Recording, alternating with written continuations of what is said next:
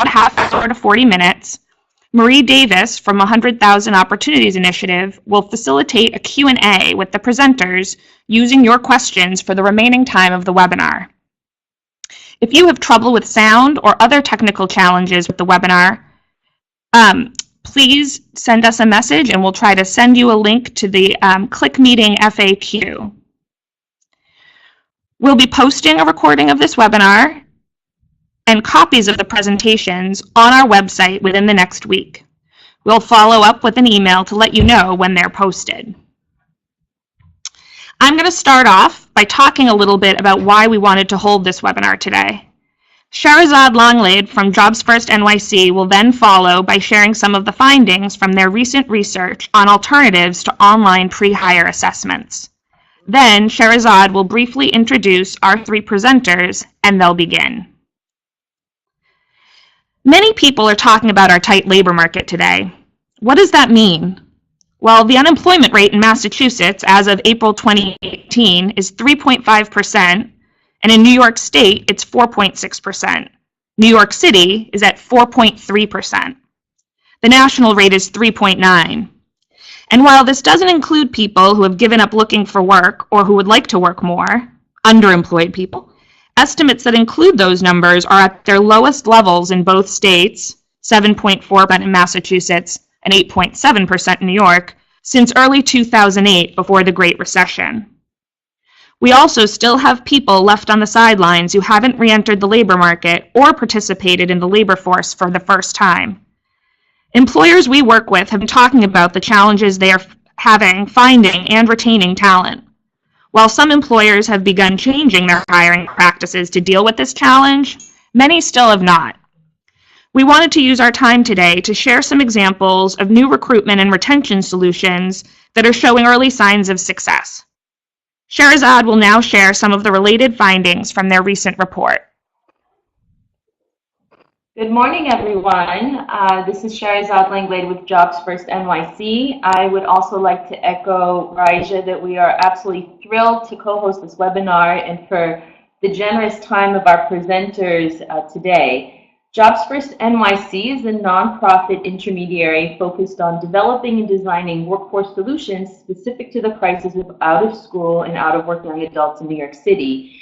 And part of the work that we do is to commission reports, which is the one that I'll be highlighting today called Online but Disconnected, with research conducted between 2012 and 2015. And the reason that we wanted to do a report to better understand online applications and personality assessments is because we realized that even with the economic rebound, young adults in New York City were still significantly left behind, and we wanted to understand the reasons why. The reason that employment for young adults matters so much and that we wanted to call out the business practices impacting young adult employment is that we know high-teen unemployment has major ramifications for young adults because long-term employment is path dependent, meaning that one's recent employment history is strongly associated with current and future employment opportunities. And so we recruited young adults aged 18 to 22 to apply to 42 major businesses, 30 of them being retailers and 12 hospitality businesses. And these were companies selected based on their significant presence in the New York City market. And what we learned is that national chains, primarily retailers, fast food, and casual restaurant chains that recruit entry-level workers online, and that many are now using applications with personality assessments, some of them including up to 200 personality-related questions, even for truly the most entry-level roles, and that these personality assessments can take from 90 minutes to 2 hours to complete, which for individuals without consistent access to internet can be quite a challenge just to complete the application. But what was most striking is that many of the questions are found to be confusing, ambiguous, and really irrelevant based on the job requirements. And also in doing additional research, we realized that companies that use these personality assessments also don't really have a strong sense that they are providing them with value. So as you can see, 14% of Fortune 500 companies that use these tests say that they have positive business impacts.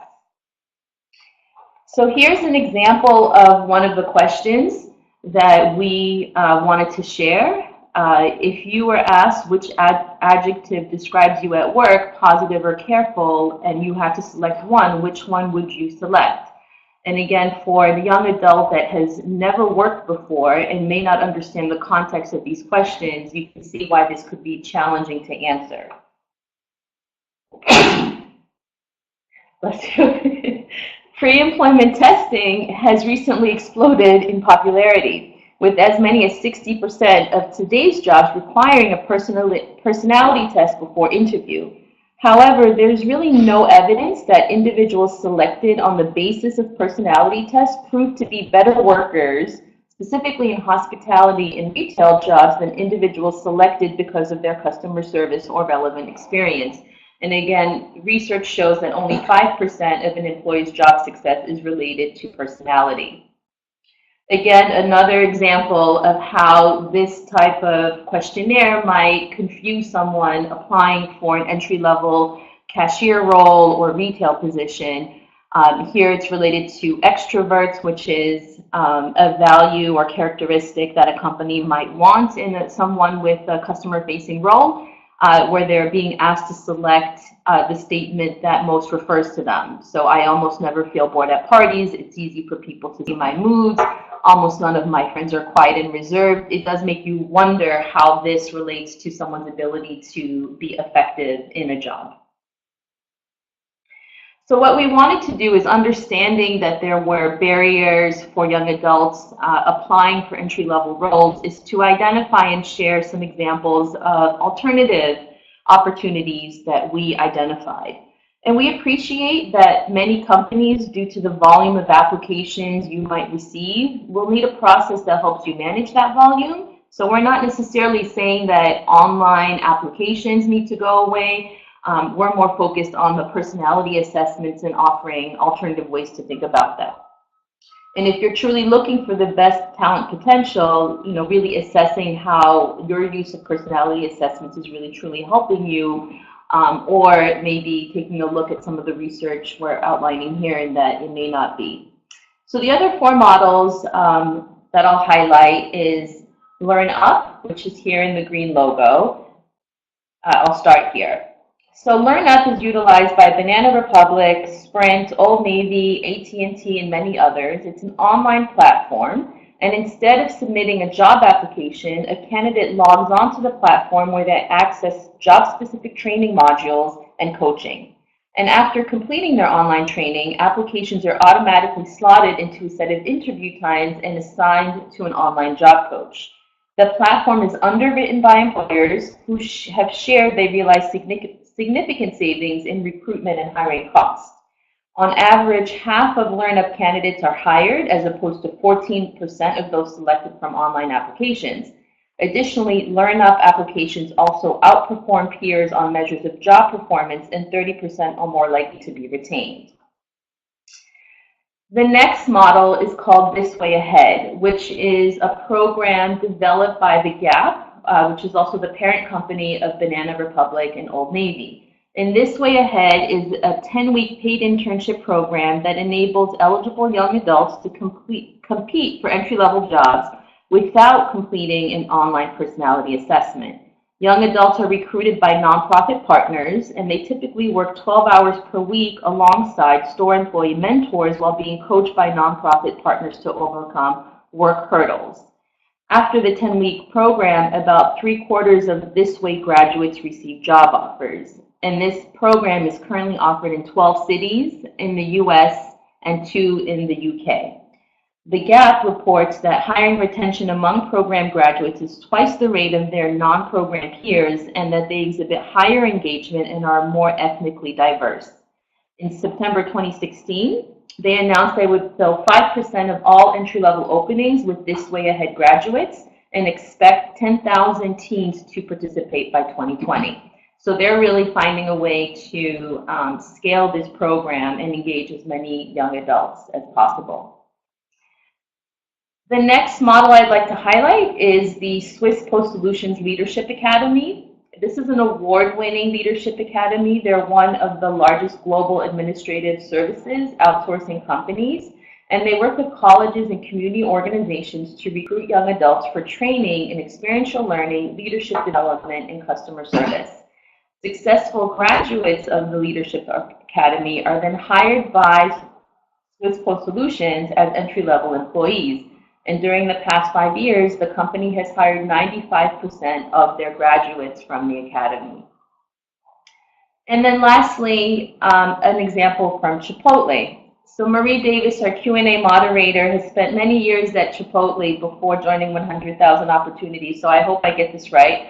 Marie, you can always correct me. But according to our research, Chipotle screens and interviews candidates in person, typically by another entry-level worker called a crew member, and they select those that embody their 13 values or characteristics. And those are being motivated, infectiously enthusiastic, respectful, curious, presentable, happy, polite, honest, smart, ambitious, high energy, hospitable, and conscientious. And when an applicant visits their website, they're given the tools to prepare for the interview. They're instructed to prepare by studying the company's career page, and they can expect to be asked questions about what they learned on the website, as well as how they relate and embody the 13 values.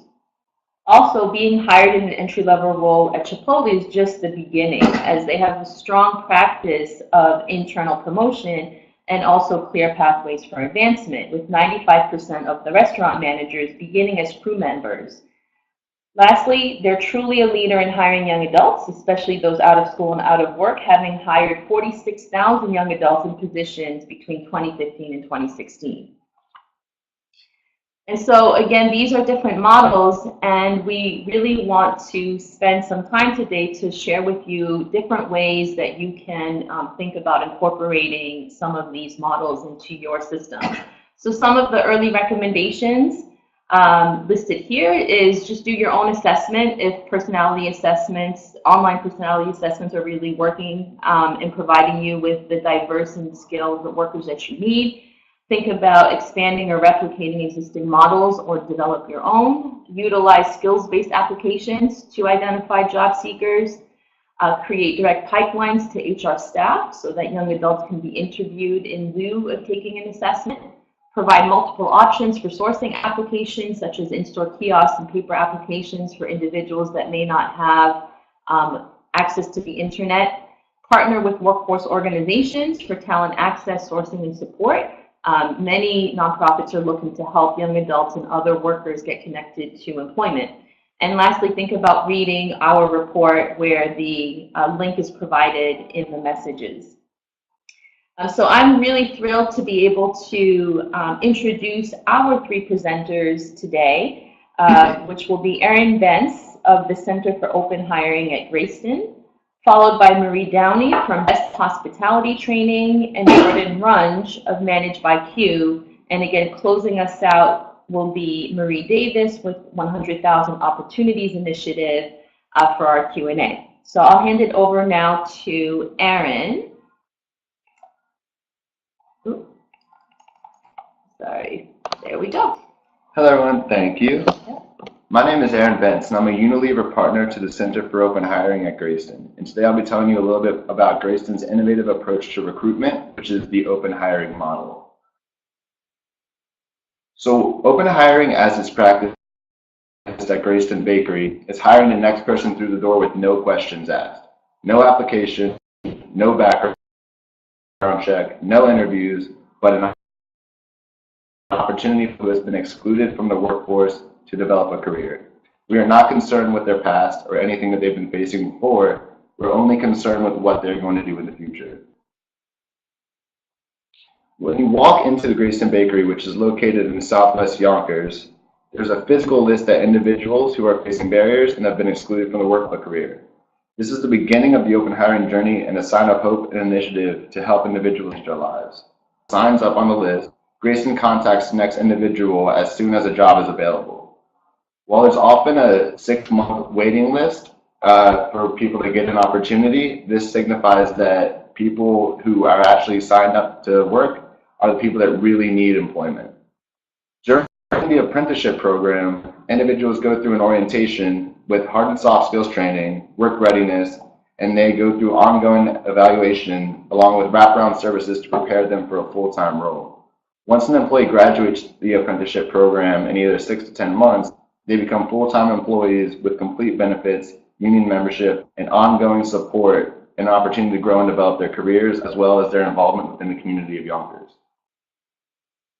35 years ago, in 1982, our founder, Bernie Glassman, created the open hiring model. Bernie originally staffed the bakery with Zen students in the Bronx before relocating to Yonkers, New York. Bernie was before his time in believing that a profitable business should generate as much impact in the community as it does profits to its shareholders. Bernie served as the founder and president and CEO of Greyston from 1982 until 1996. Greyston was founded on 3 Buddhist principles. These Buddhist principles were Bernie's mission for Greyston when it started in 1982, and they remain true in everything that Greyston does today. These 3 principles are non-judgment, which is only caring about what people are going to do in the future and not at all about what they've done in the past. Uncertainty, which is the willingness to take risks and the determination to innovate. And then loving action, which is focusing on peer-to-peer relationships and having people at the center of everything we do. Here's a picture of Bernie outside the original Greyston Bakery that was founded in Yonkers, New York.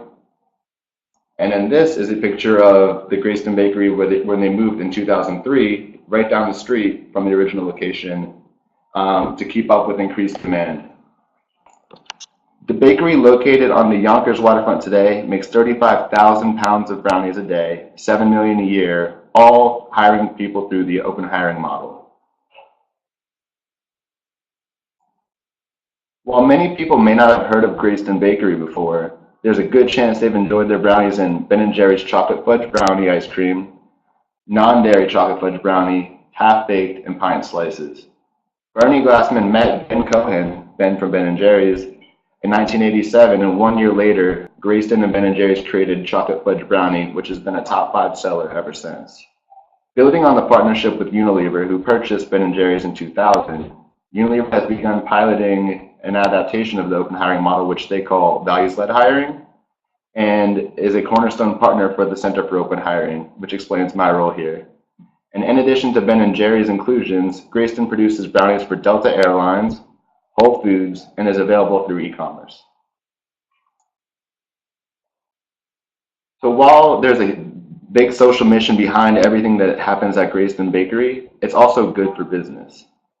As a certified B Corp and New York State First Benefit Corporation, Greyston has been a role model for companies looking to do more for their communities.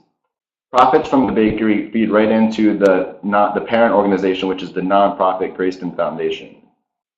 Open hiring gives business access to talented, dedicated and loyal workers, focuses on reducing recruiting costs, creates loyal, dedicated, and committed workforce, and transforms the HR function to be the focus of business.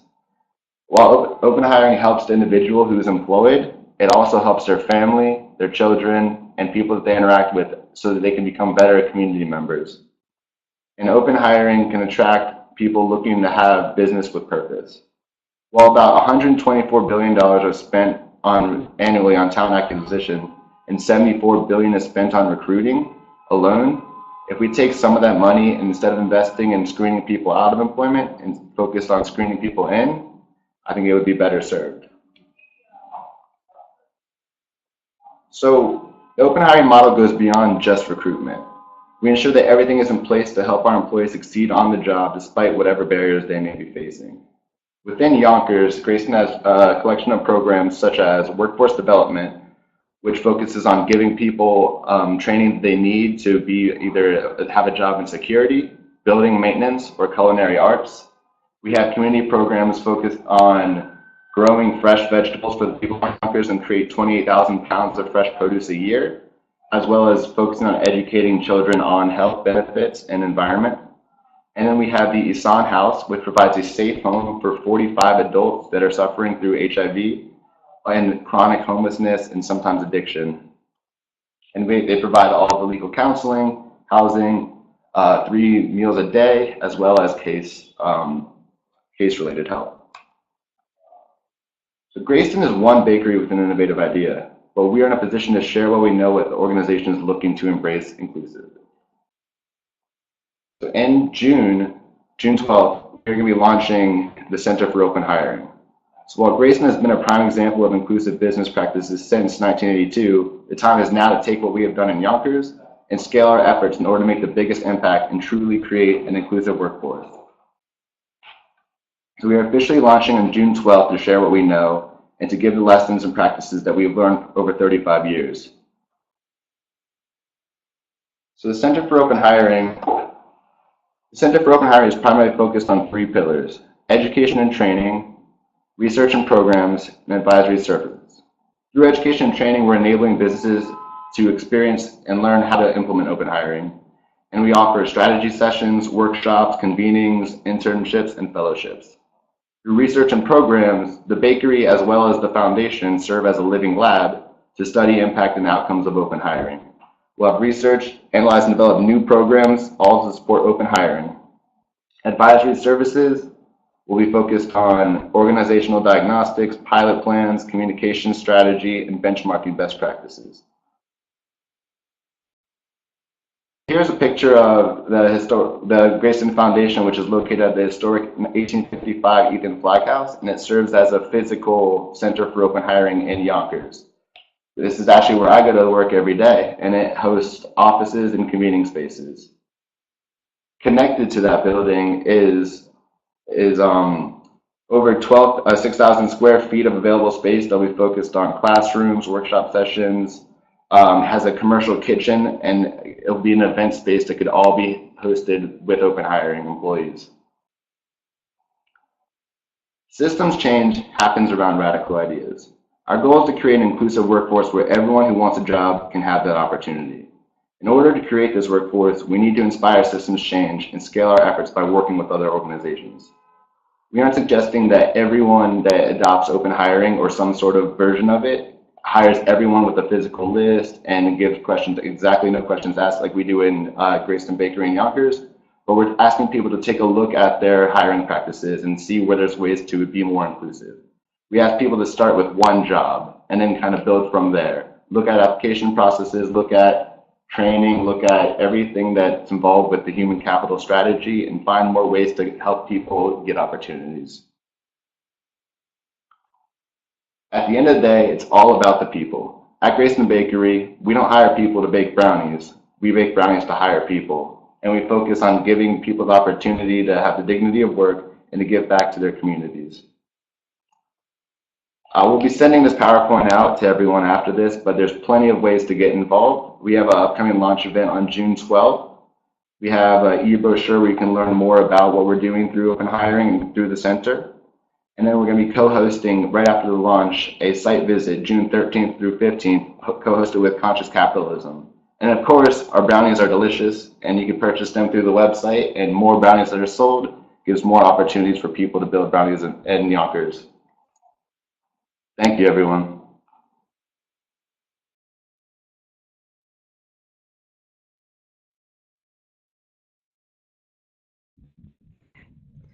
Thank you. It was really interesting to hear from both of you. I did have a chance to try those brownies over the weekend, and they were wonderful.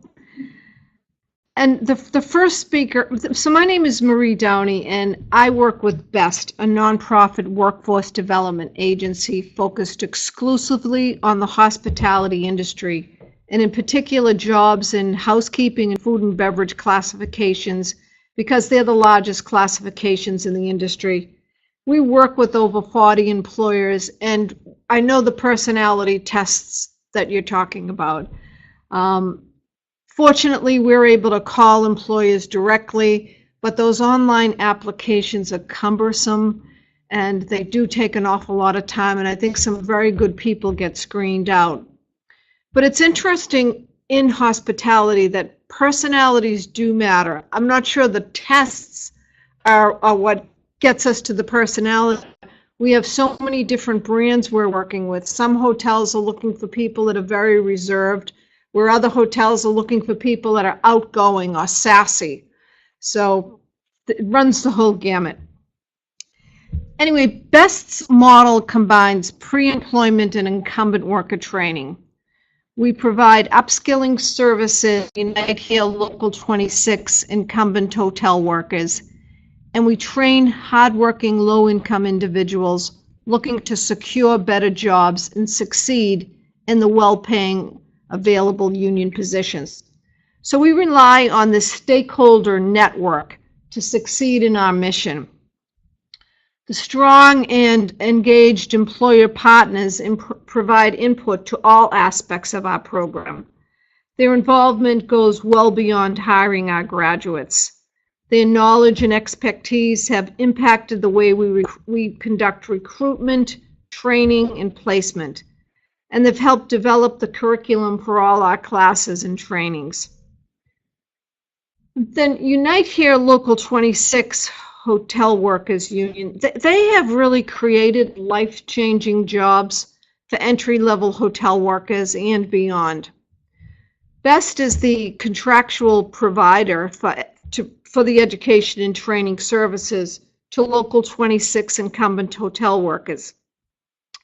So these members can take classes in levels of English, technology, citizenship prep, industry-recognized certification classes, and food, server, and culinary classes. These classes are funded by a negotiated education benefit, and a minimum of 350 incumbent workers take classes each year.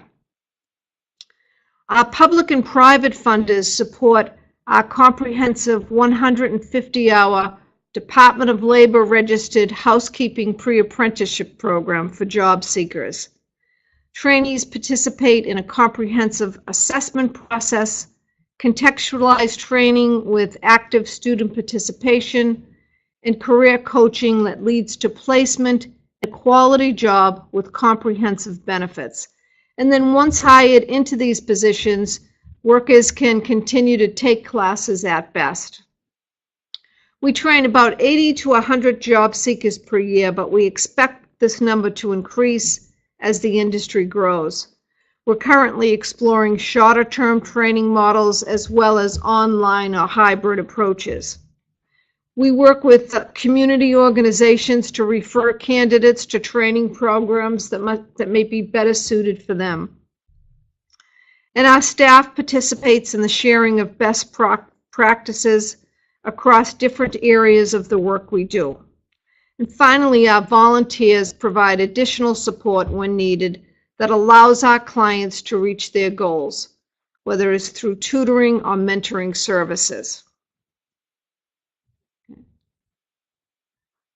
Our partner hotels have strong employee retention rates. Turnover is incredibly low at the employers we work with. It's really unusual for this industry. It averages between 10 and 20% at various properties. So how do our employers retain their workers? Well, they understand that their role goes beyond providing a job. The positions we train for are the positions that are the heart of a hotel. Housekeepers, cooks, dishwashers, and servers. All physical jobs that are very demanding. Employer partners know this, and to retain their workers, and as a result of a labor agreement, they offer good wages and a benefits package. What's really interesting is the benefits were identified by the workers as the ones that would help them move forward in their lives, and then they negotiated for them.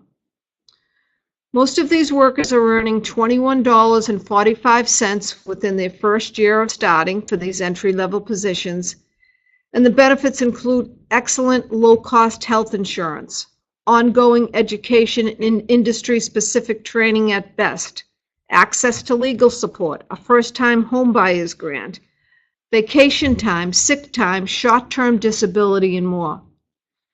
Employers also engage workers as vital team members and consistently recognize their hard work and achievements. For people like Lucille, a recent graduate of our Intro to Hospitality program, she doubled her prior wage by getting a job as a housekeeper. The job has made a significant difference in her life and those of her children. She says, My dream is for my kids to go to college and have a better job and better life. I think their lives will change because I have a new job. Before I was too stressed and I couldn't pay my bills. Now I have money to pay my bills and my stress is low. These wages and benefits have a direct impact on our clients and their families.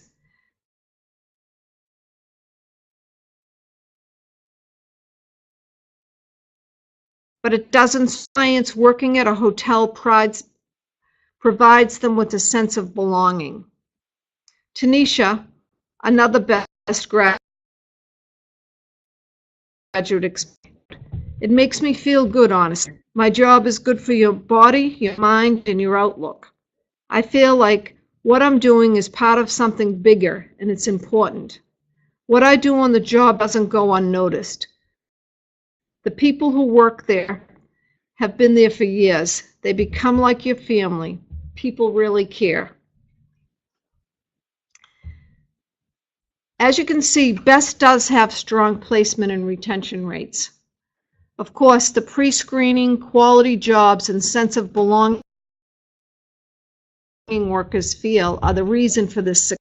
Once on the job, workers may continue to experience life challenges, but most figure out how to succeed since they have the essential occupational skills they need, and they can now take advantage of the comprehensive benefits to further stabilize their lives. If it's dental work, legal advice, help with citizenship, mental health counseling, or addressing health concerns.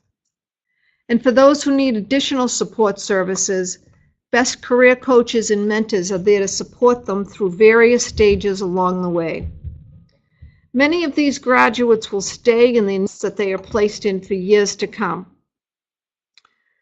One of our training programs is for an entry-level housekeeping position.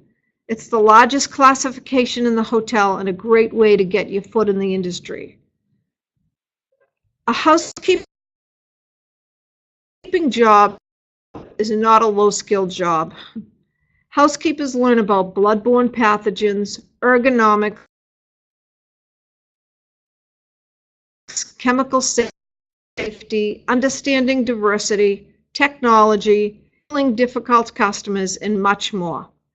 The 6-week house agreement that BEST has with Bunker Hill Community College.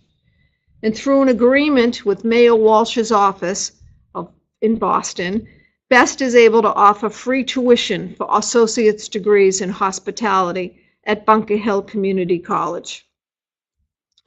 One of our students, my Kelsey Charles, who graduated late last year, said, BEST is there to guide you to the right path. A week after I graduated, my BEST career coach helped me find a job. A partner employer made her an offer in a housekeeping position that paid her $21.43 with benefits. She got 9 college credits for completing the program, and she's looking forward to an additional 3 credits once she completes her on-the-job training hours. She's also taking 4 college classes this semester, and she's anticipating graduating in 2019. Her GPA is 3.4, and her tuition is entirely paid for. She says she has her sights set on a management position. I've always wanted to be in a place where I enjoy what I'm doing. I look classy and sharp, and I meet people from all over the world. Hadia, another BEST graduate, explains it clearly. There it is. I never thought that I'd be a housekeeper, but when I go to work now, it's like, yes, okay. So now we're going to go to slide 5. Boston's hospitality industry is booming. It's a city that has typically relied on industries such as education and healthcare, but in recent years it has become a hub for innovation, technology, and life sciences. All of these industries drive corporate travel throughout the calendar year. The city's history, amenities, and ease of access contribute to its ability to attract leisure and business travel. Boston is now one of the most sought-after markets in the country for investments in new projects and acquisitions. Several new properties will open in the next 2 to 5 years, including the Encore Boston Harbor, opening in 2019, which will employ 3,000 permanent workers in quality jobs, and the Omni Boston Seaport Hotel opening in 2020 with over 1,000 rooms and needing close to 800 permanent workers.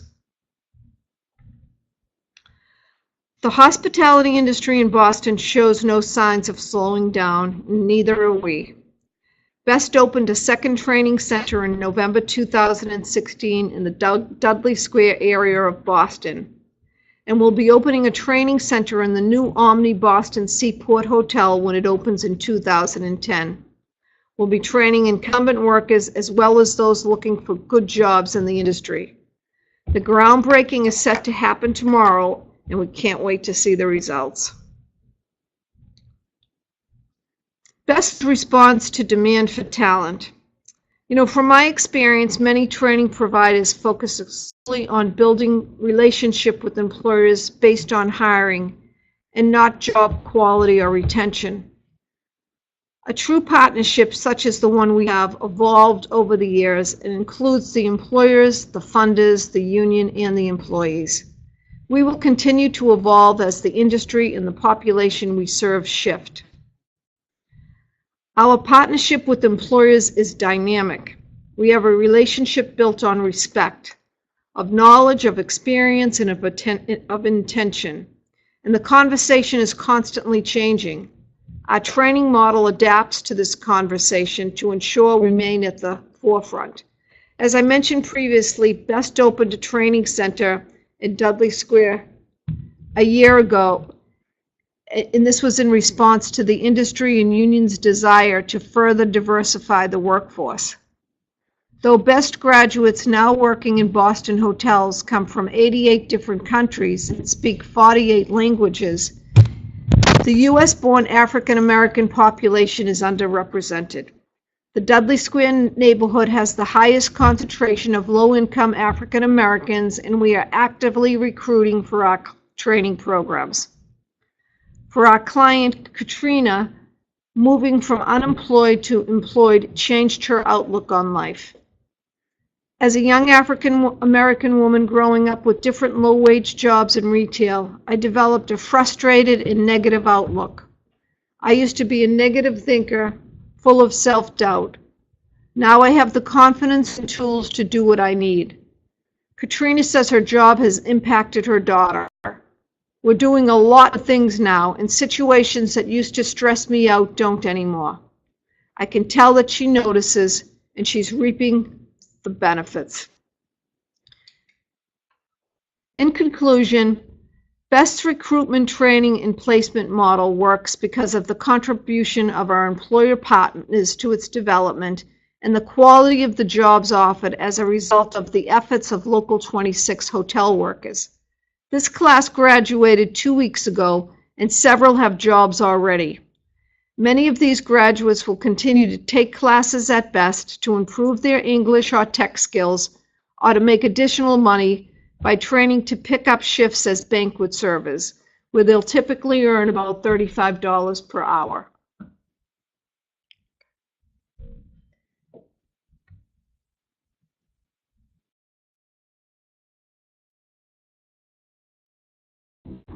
All right, everybody. Thank you all for joining. My name is Jordan Rung, and I'm the Director of Operator Success here at Managed by Q.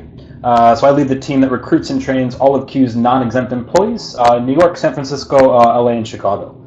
So for the next couple of minutes, I'm going to walk you through 4 main ideas. First, I'm going to tell you what Managed by Q is, what we do. Next, I'm going to talk to you guys about our employment philosophy. Then we're going to kind of pivot and talk about a specific retention issue that we noticed with new hires. And then lastly, we're going to go through and kind of spend more time talking about the intervention that we're working on to try to increase those retention rates with our new folks. So first, what is Managed by Q? Well, Managed by Q makes it easy to run an office. So what do we mean by that? Well, if you think about all the different things that you would need to run a physical space, if these things are not rolled into your lease, it's a pretty large list of things that office managers are responsible for. But the building services industry is fairly old school. It's a lot of kind of phone calls back and forth, a lot of coordination, which becomes really cumbersome if you have kind of acute things that you just want to get solved quickly. So what we've built out is a digital marketplace where an office manager or anybody who runs a physical space can log into their dashboard, and then at their fingertips they have access to dozens and dozens of different building services that they might need for their space.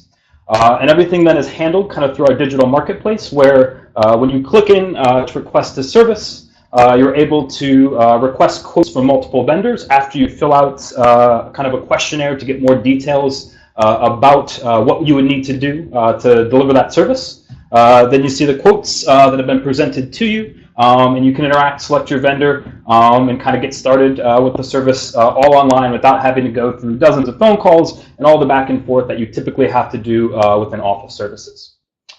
So for us, like I said, we operate first-party services in 4 different cities, in New York, Chicago, San Francisco, and LA.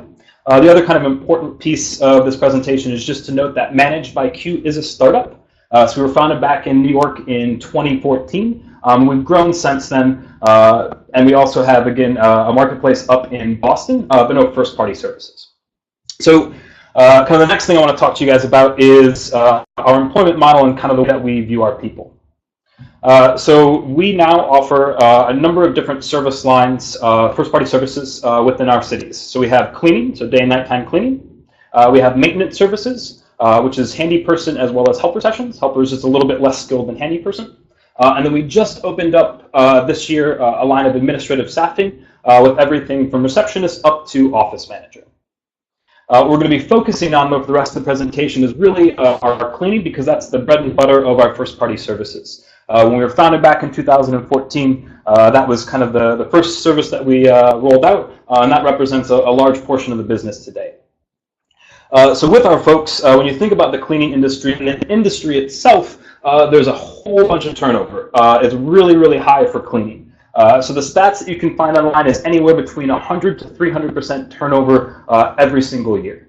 And that's something that, if you look at the industry, it kind of has this, what we feel is kind of a backwards philosophy of not really investing in labor budgets. And then as a result of really not investing in those labor budgets, the employee experience is hurt, which means that people are less likely to want to work as hard or stick around, which leads to poor service, which leads to less clients, and it creates this vicious cycle of employment that's not good for employees or for the business. So Managed by Q thinks a little bit differently. Our founder, when he was starting the company, was very much influenced by this book, The Good Job Strategy. It's written by an MIT Sloan professor named Zainab Khan. And her philosophy on this is, instead of looking at labor as a cost to be cut, you should be looking at it as something that you need to invest in to really help your business grow. So instead of trying to, cut wages and, do these crazy schedules that don't allow people to plan out their lives and all those other things that are typical of the hospitality and retail space, we wanted to flip that on its head and kind of give folks a good job, because in the longer term, we feel that that's going to pay off. So at Q, again, we try to flip that on its head. We want to provide the best operator experience. Operators are what we call our cleaners. We want to provide the best operator experience for them, because we feel if they are taken care of and they're happy with their job, that they're going to be able to provide a much better customer experience for Q's customers, which is going to allow us to attract more customers and then reinvest more into the employee experience and kind of keep that virtuous cycle going.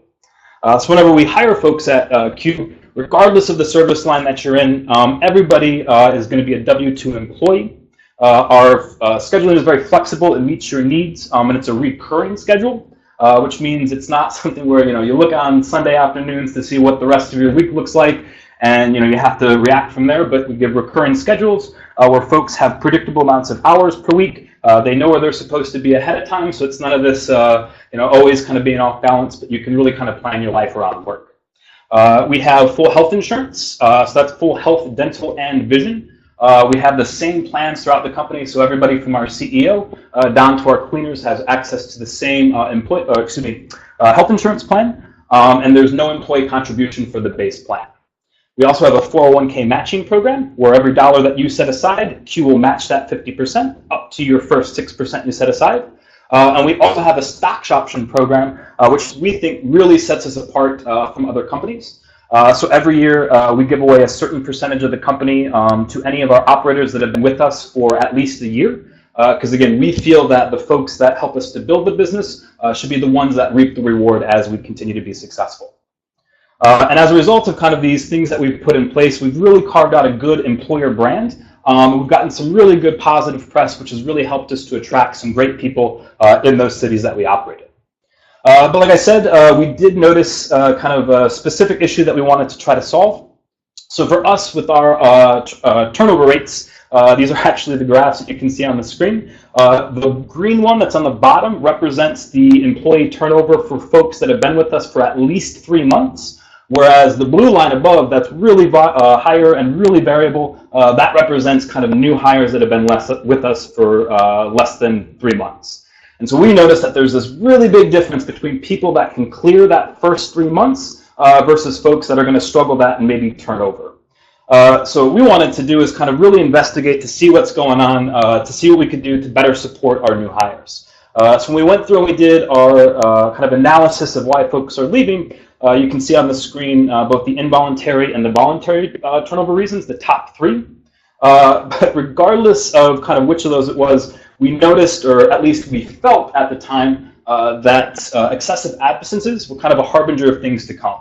If you were calling out, it was a bad sign, during the first few weeks, we didn't feel confident that you were going to be able to stick around. So we really wanted to kind of dig into this and see what was going on. And the excessive absences thing, again, if we could solve this, we felt that we'd have a much better chance of keeping people for longer. And the thinking behind this then is, well, we feel that we've done a really good job of setting up some good incentives and trying to provide a good job for folks in an industry that doesn't necessarily always provide them. But when you think about kind of what gets in folks' way, those kind of restraining forces are really, really powerful. So you can be really motivated to work for something, but if there's a really big hurdle in your way, it's going to be a big challenge to get around that. So the quote you see on your screen is from Daniel Kahneman. He's a Nobel laureate. He's also the author of Thinking Fast and Slow and father of behavioral economics. And again, his thing is, you can incentivize people as much as you want, but it's really removing those restraining forces is the best way to kind of get people to change their behavior and to be successful. So what we did then is we ended up partnering up with JobsFirstNYC, Madison Strategies Group, which is a firm that we work with, a workforce forum that helps us to place people. And then Social Finance, which is a nonprofit kind of impact investment firm based out in Boston. So we teamed up and we said, we want to work together to figure out what we can do to remove these obstacles so that people can be successful at work. And what we found when we did the analysis, or rather when Social Finance did the analysis, is that folks that turn over within the first 3 months have about 5 times as many call-outs as folks that pass those 3 months. And then if you look at kind of during the first 6 months, folks have 3 times as many call-outs if they're going to turn over during the first 3 months versus folks that clear that 6-month hurdle. So we said we are going to increase employee retention by removing those obstacles that prevent folks from being successful at work. And the idea is that we want to make sure that this cost of intervention is going to be less than the cost of turnover. So we feel we can do good by our folks and our operators or employees while also really driving the business forward. So what we've done is we have hired a navigator, or rather Madison Strategies Group has hired a navigator. She's wonderful. I think she's actually on the call today. Her name is Cassandra. But Cassandra, as a navigator, is an employee of Madison Strategies, which is our nonprofit partner in this endeavor. And Cassandra works to help to remove those obstacles that our operators face, kind of regardless what it is. So the way that this works is Cassandra has a number of touch points with our employees kind of during their onboarding. So when they come in for orientation on day 1, she gives an intro presentation, and she also has everybody fill out an intake form. Based on that information that she gets on folks and kind of that initial touch point, she starts to plan ahead for any interventions that she might need to make for individual employees. She comes back a couple of weeks later when our folks complete their initial training process. So when they're at final review, she comes in, she gives another presentation, make sure that she's front of mind for these people so that they know that she's there to really help them if anything's going wrong. And then lastly, she has an in-person touch point at our Elevate workshop, which is a training touch point about 1 to 2 months after somebody starts with us. So again, making sure that she is front of mind for our operators. So those are the in-person touch points, but what is she actually doing? Well, she's really there to help folks navigate city services or anything else that might be there to kind of help them remove those obstacles. So basically what happens is, she is available via phone, text, and email. She also has in-person office hours at Q, where our folks who have been hired in and have issues that we can't really address on our own, our HR department isn't equipped to handle, they can get in touch with her to talk things through. Based on those results of the intake form, Cassandra also can follow up with people if they've indicated that they have kind of an acute problem in the near term that they might need some help with, so she follows up with them then. And also every day she gets a report of the folks that have unexcused callouts from the night before, and she follows up with those folks the next day to see what's going on and to see if there's anything that she can do to assist. So we think that kind of this ongoing feedback loop of helping to identify issues that are preventing people from getting to work early, and then having Cassandra go in and really help them kind of find those solutions to remove those obstacles is really going to pay off by helping us retain our workers. In addition to that, Cassandra also has a bunch of other things that she does on the positive side. So it's not just going through and kind of directing folks to those services, but it's also going through and trying to, plan out plans for people and help them kind of, do the things that they need to do as it relates to financial planning, housing assistance, childcare, ongoing education, and whatever else the data points her to. We are in kind of the initial phases of this still. We set this up late last year and the beginning of this year. We just kind of got done with our operational setup where we did a couple of months of just running things to see operationally if we were good to go. And then in March, we kind of kicked off the 9-month actual intervention that we're going to be measuring. And while it's still too early to tell kind of what the results have been, from a qualitative perspective, it has been wonderful to see Cassandra work with our operators, interact with them, and help them solve problems. Because again, there have been a few people that I know would not have been able to make it as far as they have with Q, but Cassandra's really been there to help them kind of figure things out so they can keep their job. So we're looking forward to see what the data tells us later on, but that's what we've done, and we think that this is going to be something that can really help Q in the longer term. So with that, thank you everybody for your time.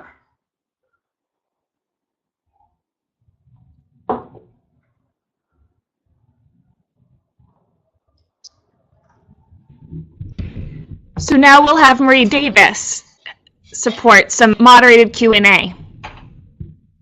Hi everyone, this is Marie Davis with 100,000 Opportunities Initiative.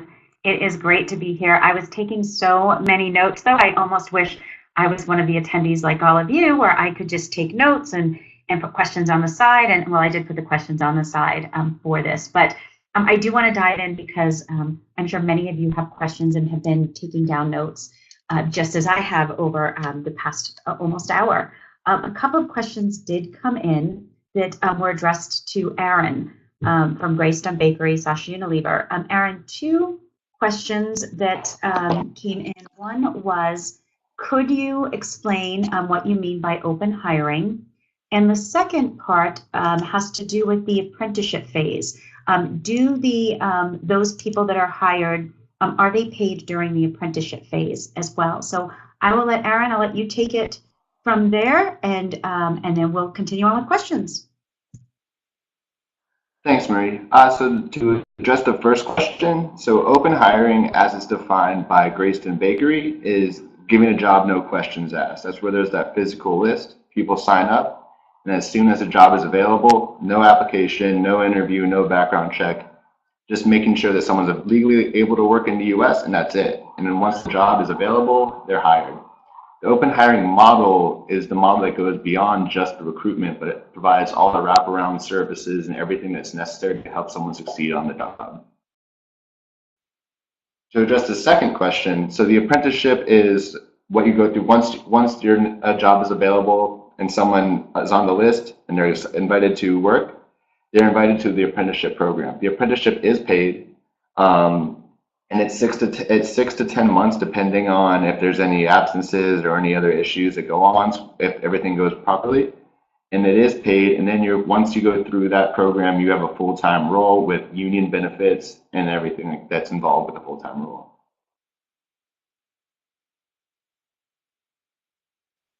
Excellent.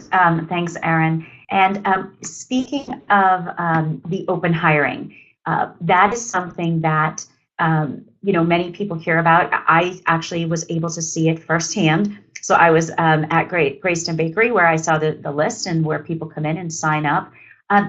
In talking with other companies about this, as you know, as you've been looking to launch this new center, what have been the reactions of some of the other businesses that you are working with, and what maybe are some of the things that you know, maybe they put up defenses, or they said, oh, maybe, you know, this is something that I might not be able to do because of. What are some of the things that you've heard? Yeah, so when people first hear no questions asked, no application, nothing like that, they're generally shocked right away. Then they start thinking that doesn't make sense for my business. And then as we kind of talk, we don't, as I mentioned in the presentation, we don't expect companies to adopt open hiring exactly as Greyston does. That's more of like the perfect example of the most inclusive example with no questions asked. There's a physical list that people know about, they sign up. There's a program, and it has been started for 35 years. Which makes it easier to go on and expand and grow today because it's always been that way. For Unilever, for example, they started adopting pilot programs for what they call a values-led hiring. So instead of full open hiring, no questions asked, we work with different agencies to source the employees where they can ensure that someone is job ready or they have certain needs that are required for certain jobs. They won't do a background check or anything other than a crime against a person in the past 7 years. So companies are definitely welcome to make their own kind of adjustments to the open hiring model in order to fit their own needs. So there might be different like legal issues or different barriers because of what the role is. But we ask businesses to kind of take a look at their current hiring processes, their traditional practices, and see how they can make it more inclusive to give more opportunities to people that may not have them before.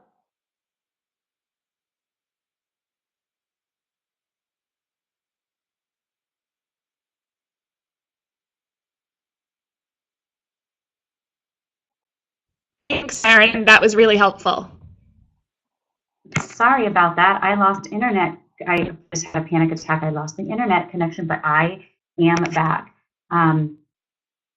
Just want to make sure that my fellow presenters, that you can hear me. Yes, we can. Perfect, perfect.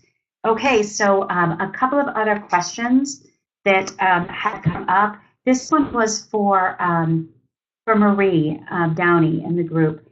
A lot of the results that you showed right towards the end of your presentation, I mean, the 89% retention rate, those employees that are satisfied and working with their jobs, it's all focused on in Massachusetts. So that's where you've been doing your work, expanding your work within the hospitality industry there.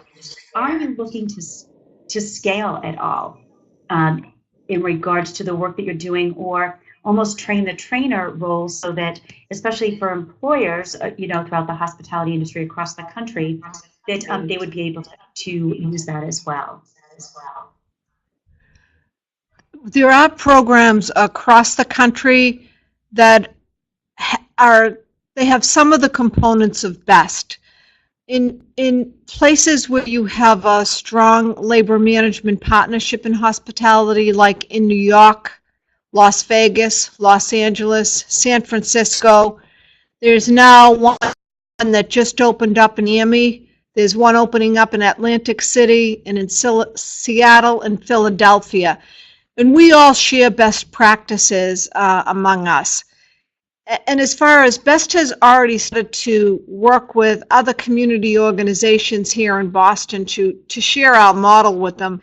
I mean, the piece that's unique about our model is that we actually have quality jobs at the end, jobs that do pay well. And so, I mean, for us, we're open to working with any employer who shares a similar philosophy.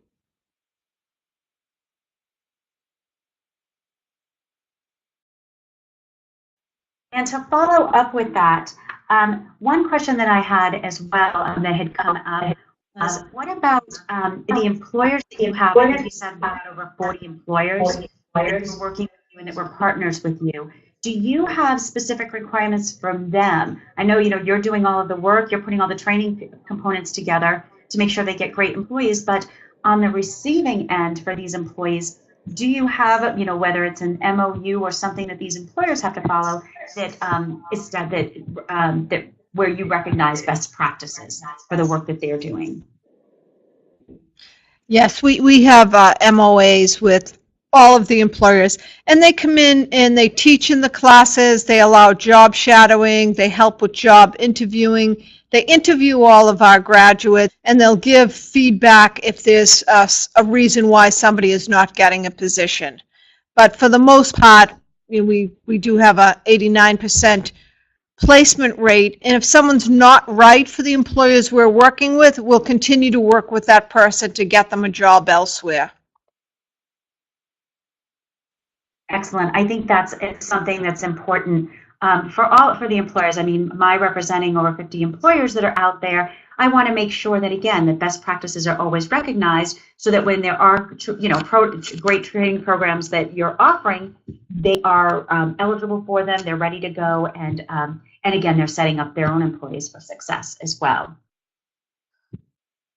One question that goes back to Aaron on the apprenticeship piece is, what is the completion rate for the apprenticeship and the retention rate for those that complete the apprenticeship at the open hiring? So I don't have the exact numbers, but it's around about 40% of people that sign up on the list and get accepted into the apprenticeship program complete the apprenticeship program and remain employed. But once people have gone through the apprenticeship program, retention is much better. And I meant, sorry, 40% turnover. I don't know what I mentioned. But it's much stronger after the apprenticeship program. But what we've noticed is it's standard. There's never really any issues that you would not expect at any other kind of manufacturing role. The only thing is it's often like absentees, or they show up and then they're not used to working full time because they've had all these barriers to employment before. So it's more of adjusting to that. It's general. It's nothing crazy in terms of retention. Thanks. And Aaron, you mentioned housing and mental health were two of the top challenges that workers face to being successful in the workplace. For Jordan and Marie, what are the main challenges you see workers facing, and where have you found the best support for them? Marie, we'll start with you, if that makes it easier. Well, some of the challenges that our workers face, they're really able to be addressed through the employee assistance program that's part of their benefits.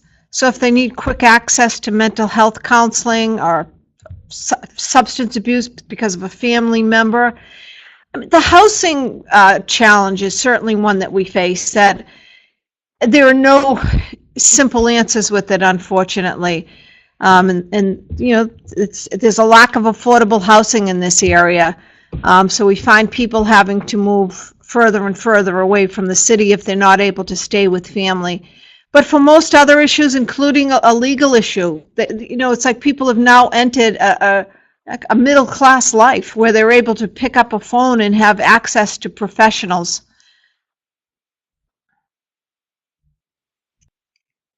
And Jordan, I'm sure with the work that you've been doing in creating the navigator position and what's going to be happening with the navigator position, do you have, I guess, preconceived areas that conceived areas that you're looking at when it comes to being able to provide resources to your employees? Yeah, no, I mean, so for us, like we said, if you remember kind of the slide that I showed with our turnover rates, the highest ones for voluntary was, quit, no notice, and resignation other. So quit, no notice means like we didn't get 2 weeks, like the person just, we don't know what happened, but they quit and they were done and we don't have any more information. Whereas the resignation one for other, they've resigned, they haven't, given a particular reason necessarily, but they've given their 2 weeks notice. So for us, like that's still kind of something that we're looking into to figure out what we can do to get better information without really prying into people's personal lives, because that's not what we're about, as a business. So it's hard for us to really kind of identify those exact reasons why people aren't showing up for work. But I think that, as we kind of go deeper into the program that we're running with the navigator, I think that those reasons are going to become a little bit more clear. It's a little bit too early to tell. To your point, though, around housing issues, so housing issues and childcare issues are kind of not quantitatively like, you know, the biggest issues that we face, but for those folks that have those two things, it's a real impediment for them being able to show up to work. So I know our navigator's done a lot of work over the last couple of months to try to help those folks out to figure out ways that they can you know, get in touch with housing officials or find affordable childcare and really help them, again, navigate those situations. But again, we just get a lot of call-outs for folks being sick or having to take care of, you know, a family member or things coming up. It's just really difficult, you know, for folks if they are working another job in conjunction with two. It's just, there's a lot of things that have to be juggled, and a lot of times, you know, somebody's job doesn't necessarily, you know, kind of, it doesn't reside at the top of their prioritization list when you have other kind of family-related things that take priority. So, you know, what we can do to help people better navigate those situations is really what we're looking for. Thanks, that's excellent. And I will say that I know one thing that we're working with through 100,000 Opportunities Initiative, or I should say a program that we're partnering with, is a national mentoring partnership for some of our employers to work on the retention side, just as you're doing here, whether it's with navigation, whether it's with internal, external support. Or I guess I would say for Marie or Jordan, back to you as well, or Aaron as well. Does mentoring play a role in the work that you're doing on the retention side? And is that mentoring done internally with fellow employees, or externally, are you working with any partners? Aaron, we'll start with it. Oh, Jordan, go ahead. I just pop up. Yeah, no, I'll just jump in really quickly. So in terms of kind of like an ongoing mentorship program, we don't have anything like that in a formal way at Managed by Q. But during your onboarding, you go out through a series of we call mentorships, where you're paired in the field with, you know, one of our veteran folks who's been trained to coach and kind of develop people. So you go out with them for a series of mentorships during your training to work side by side and to really figure out, you know, is this really the job for me? What is this like? You know, how can I be successful at it? So you do get that during the first couple of weeks when you're going out on mentorships, but nothing formal. But it has been a powerful thing for us. It's really nice when our new employees can learn from other folks that have been successful at Managed by Q. We find that they are able to you know, kind of give those hints and kind of life hacks that we you know, maybe not able to provide, you know, because we sit in the office and we don't know kind of the day-to-day.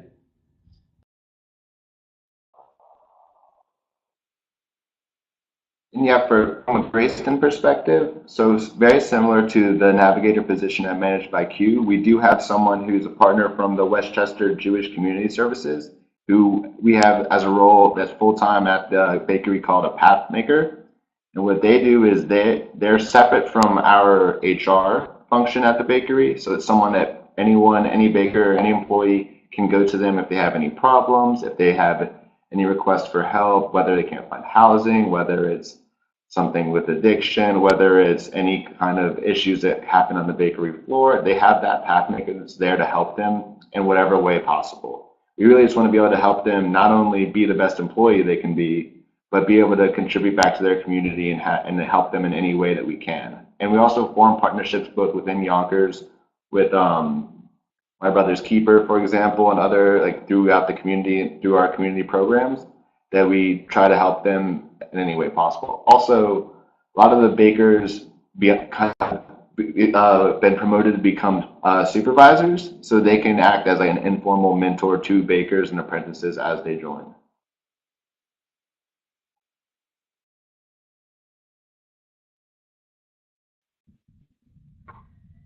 Okay, excellent. And- As I said, that is something that we're always looking at internally versus externally, or at least the employers are, when it comes to mentoring. Everybody knows it's important, and they know having that other person, I used to call it a second set of eyes when I was recruiting at Chipotle, to work with community-based organizations, that whether it's through a mentorship program or through a navigator, those are all key elements in the recruitment and retention piece. And I will say, I think it was, Jordan, you put up your slide that showed the steady workflow, when it comes to employees after 3 months. And 3 months is definitely a target market for any employer to get over that hurdle. Usually it's a good sign, and it means that the training worked, the orientation orientation worked at your place of business, and quite frankly, for all of the community organizations and youth serving organizations on the call, it means that the preparation that you did and the training that you did with your labor market or with those that you're working with, it paid off, and they are successful and they can be successful in the workplace. Any other, I guess this is for Aaron, anything that you see when it comes to your employees? Again, they're signing on the dotted line, they're coming in. Have you seen that you need to do any additional types of training or orientations, because there's really no questions asked for when they walk in the door? Sorry, could you repeat that? The voice cut out a little bit here. Repeat that last part. Sure. I was just curious, because there isn't an assessment or you don't have this long application process whatsoever, did that make Greyston have to do any additional types of, I guess you could say, pre-training or orientation prior to somebody starting? Yes, there's a lot of throughout the apprenticeship program, is the 6 to 10 months is used to address those types of issues. So, of course, people come that haven't been able to find jobs for years. They may have been formerly incarcerated, dealing with addiction, homeless, or facing any other kind of barriers. So we know that coming in, and through the 35 years of experience, our bakery management is ready to deal with any of those types of issues, and we do have the path making and all the wraparound services to kind of help eliminate those barriers as much as possible.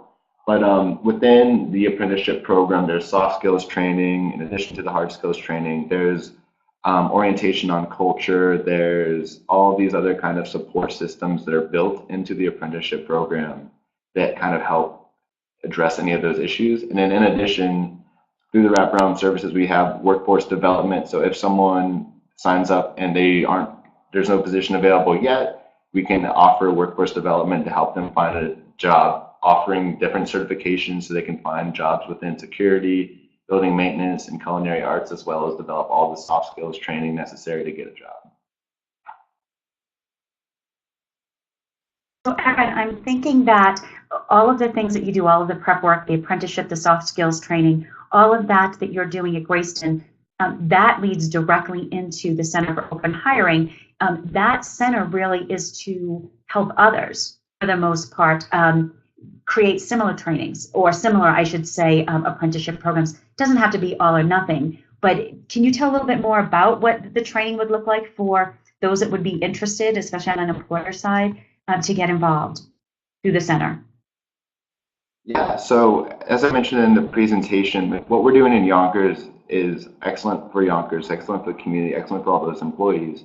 But in order to make a true impact on the labor market, we need to scale and get other organizations, both big, small, medium, involved in more inclusive hiring practices. So through the physical center, the first kind of step is a mindset change. Lots of organizations that have been doing traditional hiring practices since they started, they may look at an open hiring or more inclusive hiring practice as strange, as kind of something that's scary, something that they're not used to. So it takes kind of a mindset shift to understand the reasoning behind it.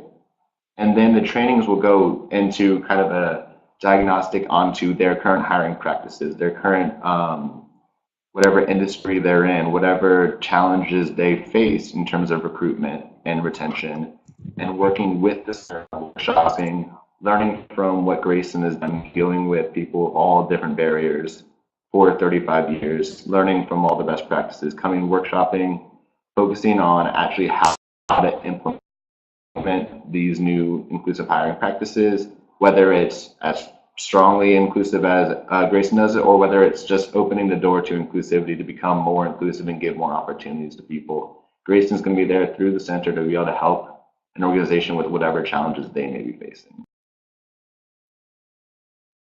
And I'm going to stay on the training question, but this is really for everybody. For all of you, given that many of the employees that you target are from diverse backgrounds, what training, if any, is provided to supervisors or managers to understand how to best work with the employees regarding racial equity, inclusion factors, and again, even just providing resources that past employees might not have needed, but these employees would need. And whoever wants to take it first, feel free.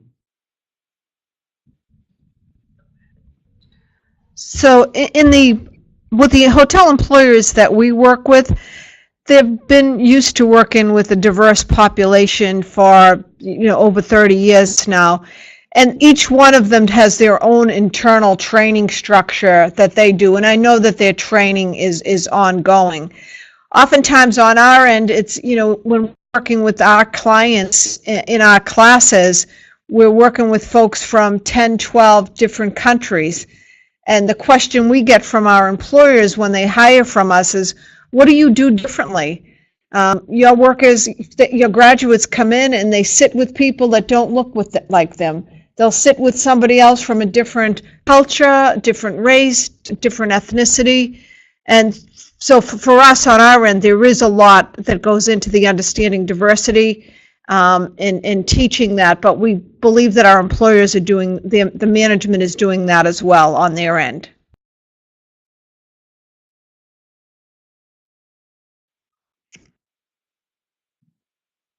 Any others? Yeah, speaking from both the Greyston and Unilever perspective, in order to implement any kind of inclusive hiring strategy, there needs to be support from the top down. If managers and directors and people in the higher positions aren't understanding why there's a need for this, or understanding like the goal and focusing on the individuals that they will be impacting, it's not going to go as effective as possible.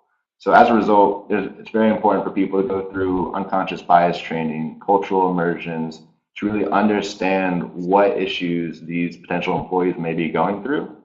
And then once they are on board, it's then getting down to the tackling and blocking and focusing on the exact operational kind of needs that will be there for each specific job.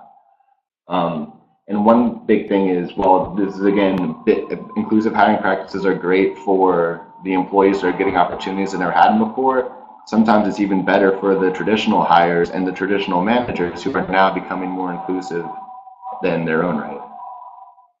And this is Sherazad from Jobs First, if I can jump in quickly. Last week at a conference, I heard something that I think is very appropriate here, which is culture kills strategy. And so at businesses that are being strategic around inclusive hiring practices and retention practices, I think this is an excellent point around how workers at every level are being trained to support the strategy for inclusiveness and equity, because the best laid strategy might not be successful if you don't address some of the sort of cultural underpinnings of the existing institution. And the only thing that I'll add, this is Jordan from Q, is that for us, we really try to promote from within. So most people who are with us that have kind of risen up through the ranks to kind of the highest you can go in kind of the field operation that we have all been promoted from within. And 100% of people in the steps below that have all been promoted from within. So we just feel that, having people who have been with us, who understand who we are as a company and, what it's like to have that operator experience, we think is really important, that those are the people that should be then, rising up and taking on leadership positions because they are much more in tune with what those challenges are than somebody coming from the outside. And I will say at the employer convening, the 100K employer convening that happened a couple of weeks ago, that was a request from the employers as well, is they know things have to be done differently. They know, again, for strategy, it has to be that they're learning and that their employees are learning, both on the ground at the manager level as well as the director level. So I do know I've had conversations, and I know Grads of Life is working on almost a train the trainer approach when it comes to inclusiveness and providing resources to the frontline employees that that again didn't exist in the past. Quick question that I have, and Aaron, this is something that you had said to me that still sticks with me when I was visiting Yonkers. But I'm sure, Jordan, you can jump in on this one too. We've got 5 minutes left, and then even Marie. But one thing with the programs that you have created, and the programs and the benefits that you give your employees, I think it was you, Aaron, that said, you're not posting on Craigslist or CareerBuilder to find employees. It's all done through referrals because you're known, for your hiring practices, and it's word of mouth that gets out there. I'd love to hear more with the programs that you put into place. Jordan, what you talked about as far as the employee benefits and the stock options. Do you see referrals playing a big role in your recruitment strategies? Yeah, so I think there are kind of two pieces for it. So one, we feel that employee referrals or folks that are referred to us from some of our workforce partners, statistically speaking, because they have been kind of pre-vetted by either, a friend or, somebody who places people, they just seem to have a much fuller understanding of what the role is, some of the challenges with it. So those types of referrals for us typically mean that, people are going in eyes wide open, and that's, we found kind of the best way to find new employees. That being said, we do have a large hiring need. We're a young and growing company, so we can't get kind of the volume that we need by just relying on referrals alone. So we do a lot of online postings on a lot of different platforms to make sure that we have a number of applications that we need to make sure that we can staff our accounts. But yeah, 100%, referrals are the best way to go. I just think that the little quick anecdote is just that we had somebody who was referred to us, and they didn't talk about any of the benefits that you saw on that slide that I showed. But then when they were talking with the recruiter during the interview, they said, "Hey, look, my friend works here. You said you guys got him a schedule that really works with his needs, and I really like that you guys pay weekly. And those two things are the most important things to me. So I'm really interested in Managed by Q." And so it was like, the schedule piece is something that's really important to us that we tout and we know is a big draw. But who would have thought the weekly pay was also a big motivator for this person? So, again, referrals where somebody can give that, specific information that a friend needs to hear, 100% the best way to go. From Greyston perspective, there's either a lot of people within Yonkers just know who Greyston is because of all their involvement with all the different wraparound services. So people know that there's a physical list that they can sign. They walk in, and sometimes there's a list of 200 people. So that's, like I mentioned in the presentation, but people sign up for an opportunity. There's no really need to promote because there's usually a waiting list. And the thing about the waiting list is that we wish we can give a job to everyone who wants one. But we know that if we call someone when the time arrives, maybe 4 or 6 months after they signed up, and they're still unemployed, it shows that they really couldn't find a job anywhere else, and we're helping the people that we really need to serve. In terms of Unilever and their pilots of values-led hiring, they don't have an issue really hiring people traditionally. Through values-led hiring, we're actively seeking people that are facing barriers to be able to help give them an opportunity to work.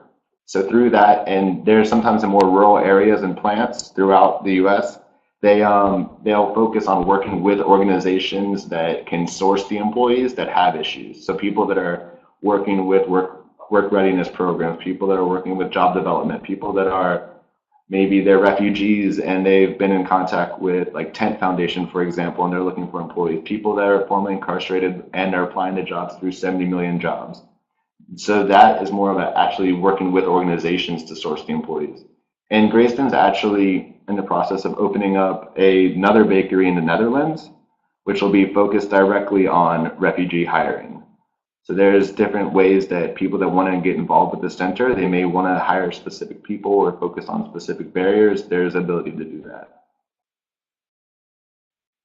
Excellent. Well, I took it all the way down to the 2 minutes this morning. So I want to thank everybody for the questions that you put in. We had what a great number of participants on this call. A lot to share, a lot to learn. I'm sure a lot of you took notes. And I will turn it back over to close out the program.